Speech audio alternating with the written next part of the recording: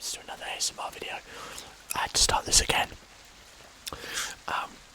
So I've already got the gum in, but I am doing another ASMR gum chewing video. We are making another D&D character this time using D&DBeyond instead of Roll20, because Roll20 really does not like to work very often, especially with character sheets, and trying to record it actually makes it even worse.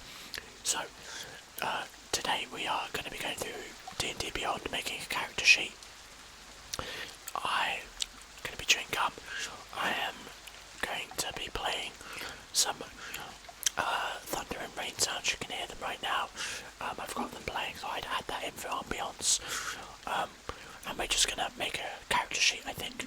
So we are going to be using the new 2024 rules to make this sheet. And we'll just see where we get to, really. I'm just kind of playing around making a character. Thought it'd be fun to do. So right now the first thing we do is we determine what sources we use. I'm going to toggle the homebrew off, but we're going to use the expanded rules, the 2014 rules, and some legacy content. That basically just means that we'll get like some old book subclasses, so I think that'll be fun to keep that in there. And partner content, yeah, dice rolling, sure. Well, add in the optional class features, why not? Customise your origin, we'll see what that does. We want manual. Feats, multi-class, all this good stuff, ignore. And we'll add that privately. Alright, so this is going to be our character sheet. Let's jump into it. I haven't considered what we're going to be making today, so I thought we'd just explore together. So, with the new 2024 rules, the sheets here have been given a facelift, I suppose. All the artwork, there's new artwork for the classes, like new symbols. These are the old ones, so if we wanted to, we could go through and make a 2014 rule set. Can't believe that this rule set is 11 years old now, technically. It's crazy. We've also got the blood hunter here. I thought I had the new one. That's weird. The one that they added in here. Interesting. Evidently not. Alright, so we've got barbarian, bard, cleric, druid, fighter, monk, paladin, ranger, rogue, sorcerer, warlock, and wizard. It's very tempting. Not very hard to decide. I'm actually leaning towards either sorcerer or warlock. I think I might go with warlock. I'll probably do more of these videos just to like go through the process of character creation, and I guess this is a good sort of like lesson for those making characters, how that works. Maybe I'll do a proper video like going through character creation as an actual tutorial. Right now that's not what this is. I'm just kind of doing it, so let's go with warlock, why not? So let's look at what we get here. Now, I'm not massively familiar with all of the intricate details of the new edition. I'm still wrapping my head around it. What I do love about the new way the warlock works, or like, I guess lore-wise, is there's more of a leaning to the occult. So warlocks get their powers from patrons and from pacts with patrons, and it feels more like a cult now, whereas beforehand it didn't really have that vibe. I mean, it probably did, but I guess it was less of a leaning into it. So warlock, an occultist, empowered by otherworldly pacts. Warlock's quest for knowledge that lies hidden in the fabric of the multiverse, piecing together arcane secrets to bolster their own power. So we have our primary ability, which is charisma, which is what the spellcasting will be. The hit dice is a d8, and we gain proficiency with wisdom and charisma saving throws. So look, these are all the things that they get. But for right now, we're going to look at some of the initial first level things. So, core warlock traits. Oh, show more. As a level 1 character, we gain all the traits in the core warlock traits table and gain the warlock's level 1 features. So, we gain this, we choose 2 skill proficiencies: Arcana, Deception, History, Intimidation, Investigation, Nature or Religion. We gain simple weapons, light armour, training, these are proficiencies, and then we get some starting equipment. We also get Eldritch invocations. You have unearthed Eldritch invocations, pieces of forbidden knowledge that imbue you with an abiding magical ability or other lessons. You gain 1 invocation of your choice, such as the Pact of the Tome. Invocations are described in the Eldritch Invocation Options section. Prerequisites: if an invocation has a prerequisite, you must meet it to learn that invocation. For example, if it requires you to be a level 5 warlock, you can only select it when you're level 5. You can replace it when you level up in a warlock level. You can replace the invocation, or you can't unless you have the prerequisite for it. You can gain more, etc. And you can't pick it more than once. And finally we get Pact Magic. Through a cult ceremony, you have formed a pact with a mysterious entity to gain magical powers.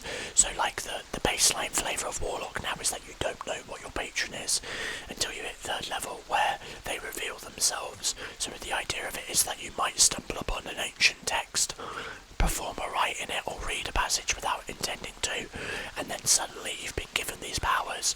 I really like that idea. I know a lot of people don't like it, but ultimately it doesn't matter, because if you don't like it that way, you can re-flavour it and just say, like, your patron, like from a flavour point of view, the patron is not giving you specialist powers until you have proven that you are worthy of getting those powers. That's how I would flavour it now. But I like the idea that there can be a mystery, and that's within the roleplay of this character that we're creating. That's what we're going to do. So through a cult ceremony, you've got this, you formed the pact with this mysterious entity. The entity is a voice in the shadows, its identity unclear, but its boon to you is concrete, the ability to cast spells. You gain 2 warlock cantrips of your choice. You can replace them when you gain a warlock level. You gain more at level 4 and 10. Spell slots. The features table shows how many spell slots you have to cast your warlock spells of levels 1 to 5. The table also shows the level of those slots, all of which are the same level. You again spend impact magic slots when you finish a short or long rest. Basically, warlocks get less spell slots, but all of their spell slots are at the highest level they can cast. Basically, it means they don't have a lot of spells, but they get them back fairly quickly. That's the sort of payoff. And then we can prepare some spells. It equals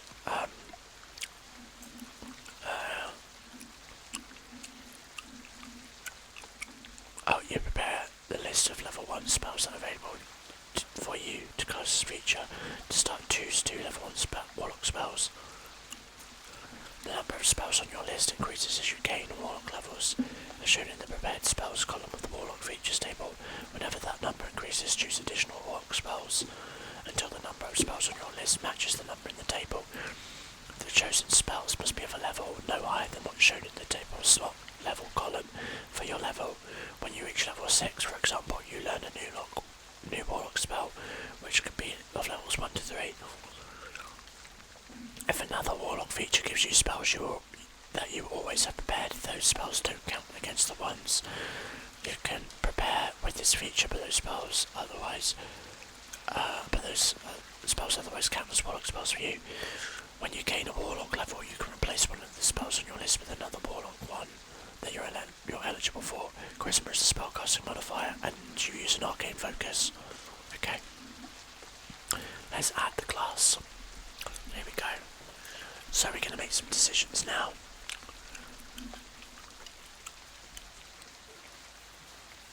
So, oh god, sorry, I got an itchy eye and then forehead. So we're going to choose our proficiencies. So as said here, we're going to choose the skill proficiencies. Let's go with investigation, and let's go with history. We're going to make our person. I like the idea of this person was a historian and stumbled upon some kind of text in a library somewhere or something along those lines, and now they're getting these powers. They've made this pact accidentally. You have unearthed the Eldritch invocations. Let's choose one. So we've got a list of a few here that we can pick from. The invocations, we have 5 of them packed to the tome. Well, let's look at them from like down. Armour of Shadows lets us cast Mage Armour without a spell slot. Eldritch Mind gives us advantage on saving throws to maintain concentration. Pact of the Blade gives us a bigger thing here. It's a bonus action. You can conjure a packed weapon in your hand, simple or martial melee weapon. You have a bond with it. You can use a spellcasting focus. You can use your charisma modifier to attack with it. You can use it to deal necrotic, psychic or radiant damage, or its normal damage type, which is pretty cool.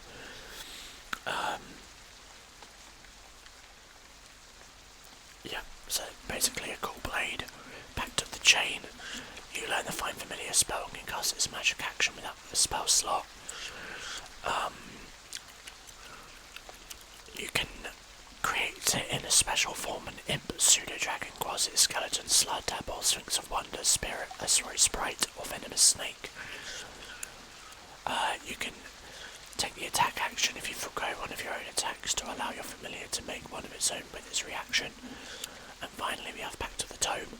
Stitching it together, strands of shadow you conjure forth and book in your hand at the end of a short or long rest.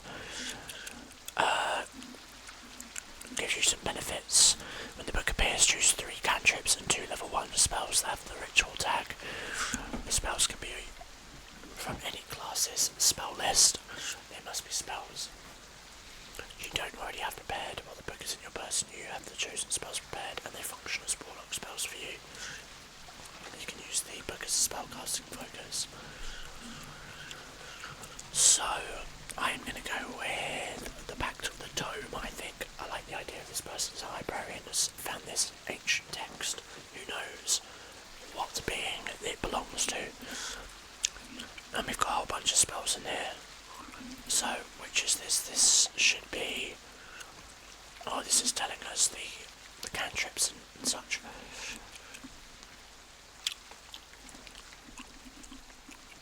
Alright.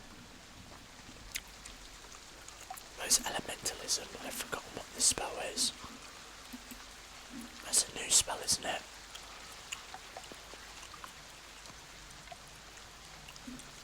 We'll do it, and then we'll find out at the end. I guess we'll go with the old classic Eldritch Blast, of course. We will go with Light.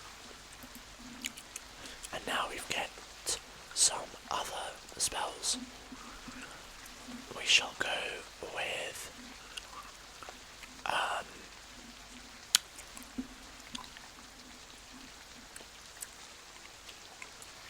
Detect Magic, and we'll go with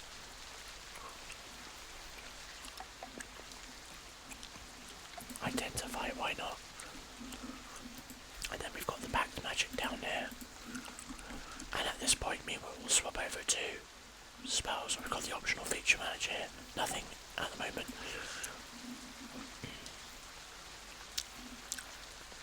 I guess I don't have dashes on here, that's probably why.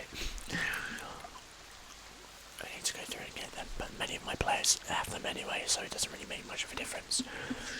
Okay, so we're going to add spells, so we can pick 2 cantrips and 2 known spells. We're going to start with, what are we going to go for? Maybe we'll be able to see what elementalism is on here now.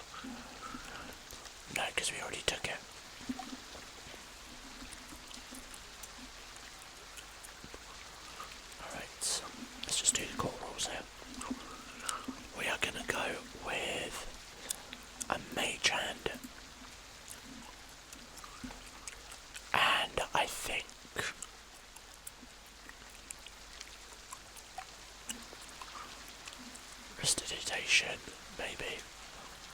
Yeah. And then as spells, hex is always like a kind of standard, but I want to not just do the basic kind of warlock here. I'm trying to really flavour it. We're going to go with comprehend languages and illusionary script, why not? What does this one do? We can just put some text out. But I think it's within the flavour as a spell in the game. Can't imagine how good this would be, if I'm honest, but yeah. Alright. Now we move on to our background, which in the new version of the rules is quite important because that's where we get our stuff. So scribe already feels like the right one to go for here. Going after knowledge feels good to do that. We gain proficiency in perception already. And we can choose the ability scores we get. So I'm going to add, I think, Arcana to our skill proficiencies. We gain skilled, which allows us to choose a skill or a tool to gain proficiency with it. I think we're going to go with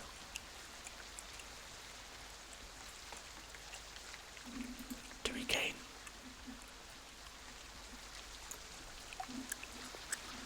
I've already got calligrapher's supplies, I guess. Okay.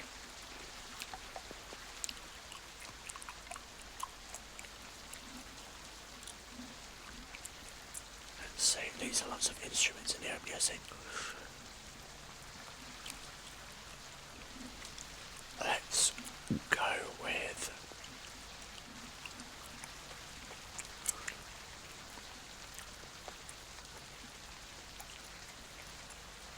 herbalism kit.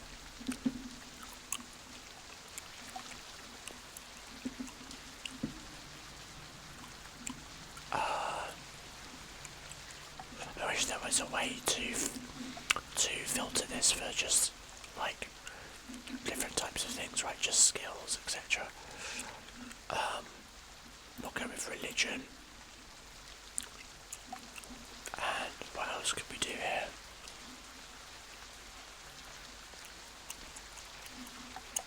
Nature. And then ability scores, we will go 2 and 1. We'll do the +2 to, oh sorry, no. What do we want to go for? Yeah, for intelligence. And then we'll go for a +1 to dexterity, maybe. And then we've got some character details we'll add in. We'll go with lawful neutral. We'll go with a comfortable lifestyle just because that's something I'm clicking on there. There's no drop downs here and I can't be bothered to put all of this information in right now, it doesn't matter too much. I guess they don't have the rollable data rules anymore, do they? That's all good though. And as we pick the species here, that's where we'll go and decide. So we've got the expanded rules here, of course. I've got a bunch from Monsters of the Multiverse, which I do own. I do need to get the other books, I'll be honest, but I just haven't got around to it. I should have done it when they were on sale at some point, but it's what it is. I might be boring and go with human.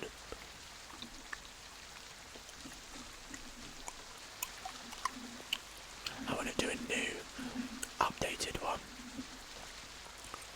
But at the same time, I'm going to go halfling actually. We'll go halfling. Got a few interesting things here. So when you pick a halfling, you are small. Your humanoid, your speed is 30. You gain brave, you have advantage on saving throws to avoid or end the frightened condition. Halfling nimbleness, you can move through space of any creature that is a size larger than you, but you can't stop in the same space. When you roll a 1 on a d20 test, you can re-roll the die, but you must use the new roll. And you can take the hide action even when you are obscured only by a creature that is at least one size larger than you. There you go. Halfling. And then we can choose, as part of this, some languages. So, your character knows at least 3 languages, common, plus 2 languages of your choice. We'll go with halfling, because they're a halfling, I guess. And we're going to go with draconic, because I feel like that is it's a language that is often used law-wise, kind of like the equivalent of using like Latin. I feel like that's the scholar language. Everything's written in draconic.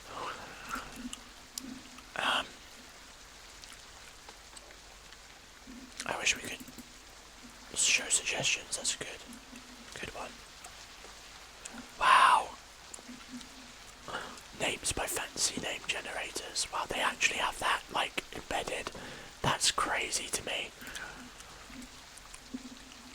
Let's keep going until we find one.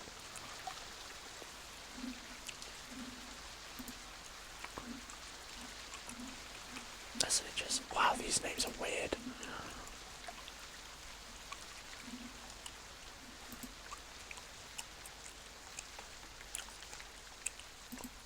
I should have gone with the Maeve one.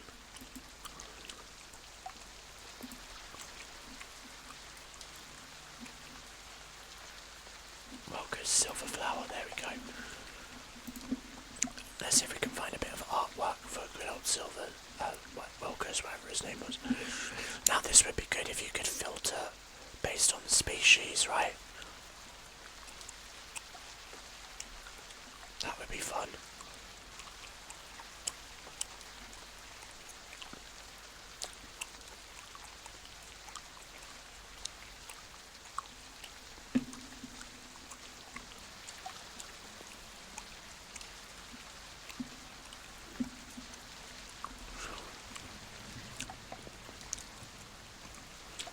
At least there's a lot of options on here.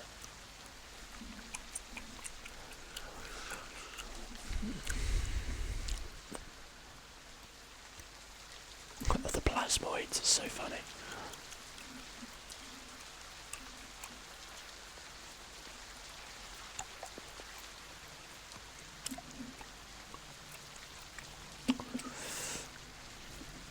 None of these really stand out to me, to be honest.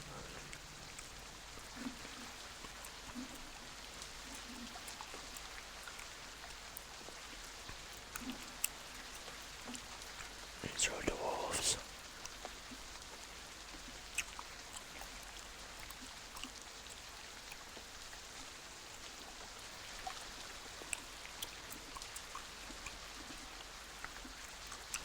There's got to be something on here I can use that's like... Oh, he's really not that deep, right? We'll go with that one for the moment. So I don't have to scroll down and find it again. This is from Dragonized. I recognise these bits of artwork.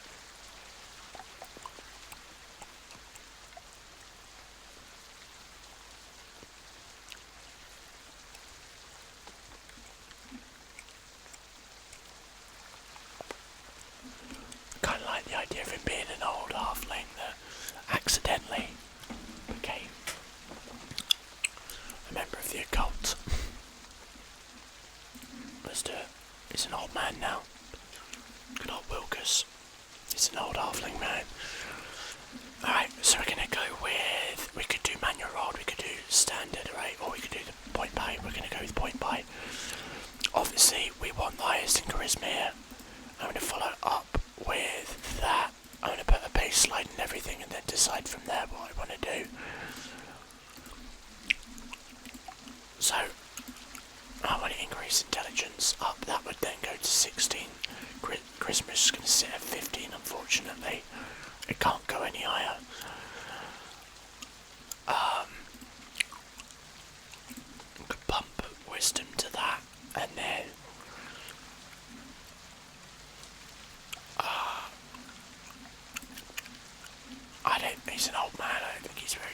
dangerous, you know. I might make him very weak. And let us use that too. This is a bit of like min-maxy, I can't lie, but it's what it is. Okay. We're actually just as intelligent as we are charismatic, apparently.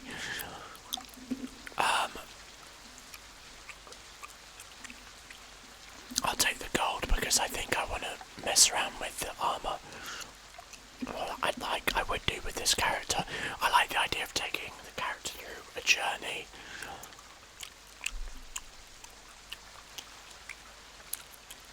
And seeing where we go from there. Phone clothes, lamp oil, parchment. We'll go with the starting equipment from the scribe, but with the stuff here, I'm going to do that. That's starting equipment.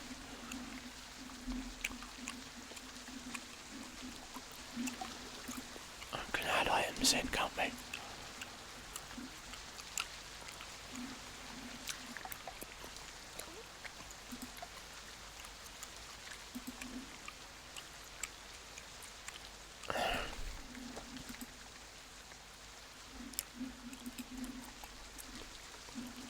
Arcane focus, we'll just add that in. Does that take away from the money? No, it doesn't.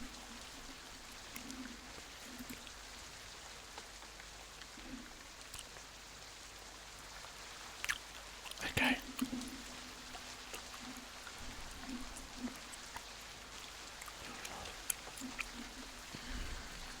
Oh, we don't need to, because we have the book.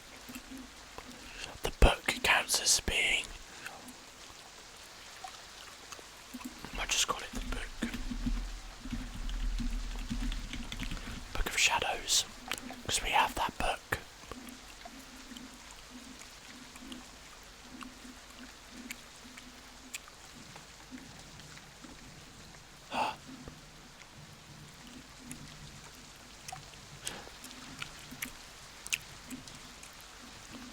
Yeah.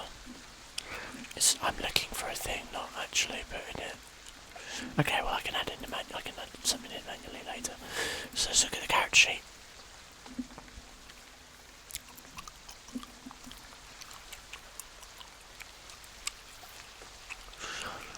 Well, there we go, guys. Look at that character sheet here. You can't see all of the stats because my face is in the way a little bit there. Let me move me out the way. There you go. Look at that. That is our character sheet. You can see here we've got everything laid out. I think D&DBeyond lays it out pretty well, personally. It's tabbed away. We've got the spells down here. We see all the different things. Also, I like the fact that it tells you where certain spells come from here. Like, we can tell this has come from the invocation. Elementalism is a new spell. What does it actually do? Control over the elements. Oh, so it's kind of like this sort of like very limited sculpting spells, which is pretty good.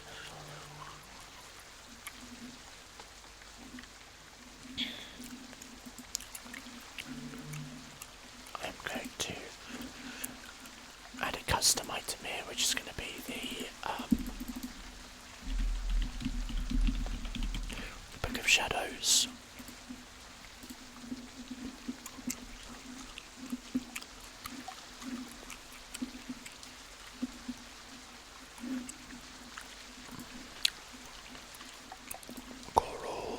Common.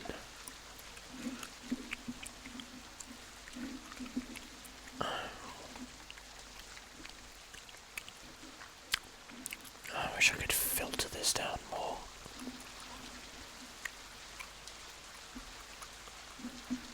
I wonder if I do this lights. That's annoying. You should be able to filter things like by armor types. What light armor is on here? Leather.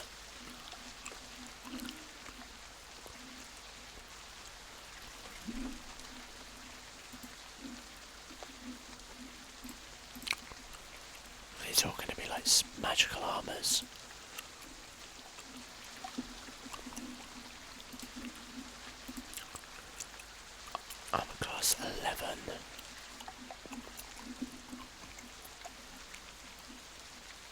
Spikes medium.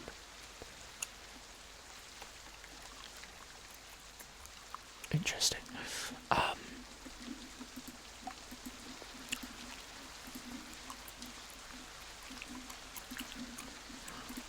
Where's studded? There it is.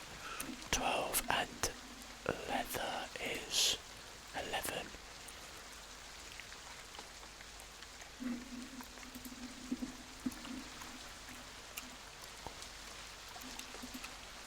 Hide is 12. Why would you not just buy hide?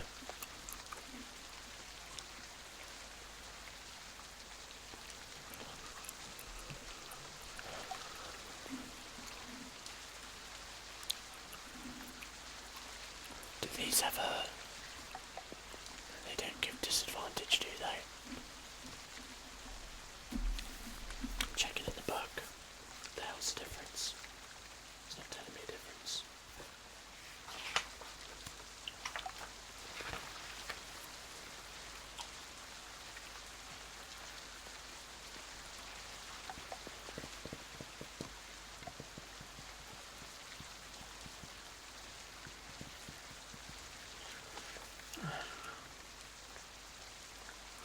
Padded leather is cheaper, apparently, but it doesn't say it is on here. Oh, it does.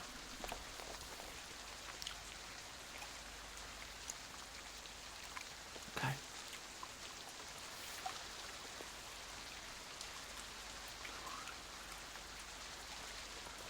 Just buy studded leather then.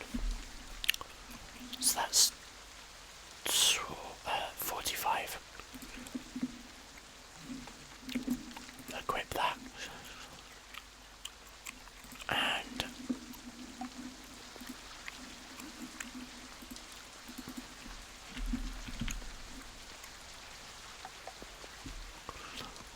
we will remove 45 gold. And I think we'll just add like a dagger on there as well.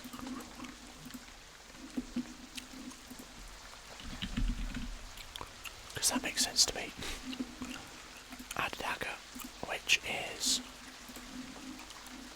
2 gold. Okay, that's how easy it is to get rid of it. Oh, you can't see my screen over here. This is what I'm looking at. Sorry guys, you haven't seen anything. This is what I was doing when I was fiddling around with the stuff here.